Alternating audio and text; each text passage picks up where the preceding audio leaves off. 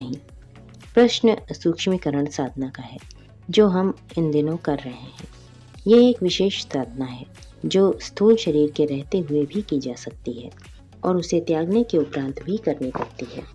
दोनों ही परिस्थितियों में यह स्थिति बिना अतिरिक्त प्रयोग पुरुषार्थ के तप साधना के संभव नहीं हो सकती। इसे योगाभ्यास तपश्चर्या का अगला चरण कहना चाहिए। इसके लिए किसे क्या करना होता है, ये इसके वर्तमान स्तर एवं उच्च स्तरीय मार्गदर्शन पर निर्भर होता है। सबके लिए एक पाठ्यक्रम नहीं हो सकता, किंतु इतना अवश्य है कि अपनी शक्तियों का बहिरंग अपव्यय रोकना पड़ता है। अंडा जब तक पक नहीं जाता तब तक एक खोखले में बंद रहता है। उसके बाद वो इस छिलके को तोड़कर चलने फिरने और दौड़ने उड़ने लगता है। लगभग यही अभ्यास सूक्ष्मीकरण के हैं जो हमने पिछले दिनों किए हैं। प्राचीन काल में गुफा सेवन, समाधि आदि का प्रयोग प्रायः इसी निमित्त होता था। सूक्ष्म शरीरधारियों का वर्णन और विवरण पुरातन ग्रंथों में विस्तार पूर्वक मिलता है। यक्ष और युधिष्ठिर के मध्य विवाद का महाभारत में तथा विस्तार पूर्वक वर्णन है। यक्ष, गंधर्व, ब्रह्म, राक्षस जैसे कई वर्ग सूक्ष्म शरीरधारियों के थे। विक्रमादित्य के साथ 5 वीर रहते थे।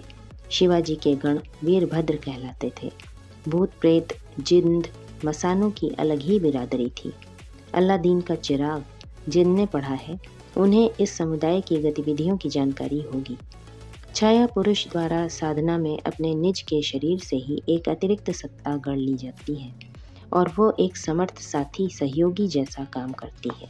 इन सूक्ष्म शरीरधारियों में अधिकांश का उल्लेख हानिकारक या नैतिक दृष्टि से हे स्तर पर हुआ है। संभव है उन दिनों अतृप्त विक्षुब्ध स्तर के योद्धा रणभूमि में मरने के उपरांत ऐसे ही कुछ हो जाते रहे हों। उन दिनों युद्धों की मारकाट ही सर्वत्र संव्याप्त थी। साथ ही सूक्ष्म शरीरधारी देवऋषियों का भी कम उल्लेख नहीं है। राजऋषि और ब्रह्मऋषि तो स्थूल शरीरधारी ही होते थे, पर जिनकी गति सूक्ष्म शरीर में भी काम करती थी वे देवर्षि कहलाते थे। वे वायुभूत होकर विचरण करते थे, लोक लोकांतरों में जा सकते थे। जहाँ आवश्यकता अनुभव करते थे वहाँ भक्तजनों का मार्गदर्शन करने के लिए अनायास ही जा पहुँचते थे। ऋषियों में से अन्य कईयों के भी ऐसे उदाहरण मिलते हैं। वे समय समय पर धैर्य देने, मार्गदर्शन करने या जहाँ आवश्यकता समझी है वहाँ पहुँचे प्रकट हुए हैं। पैरों से चलकर जाना नहीं पड़ता है। अभी भी हिमालय के कई यात्री ऐसा विवरण सुनाते हैं कि वो राह भटक जाने पर कोई उन्हें उपयुक्त स्थान तक छोड़कर चला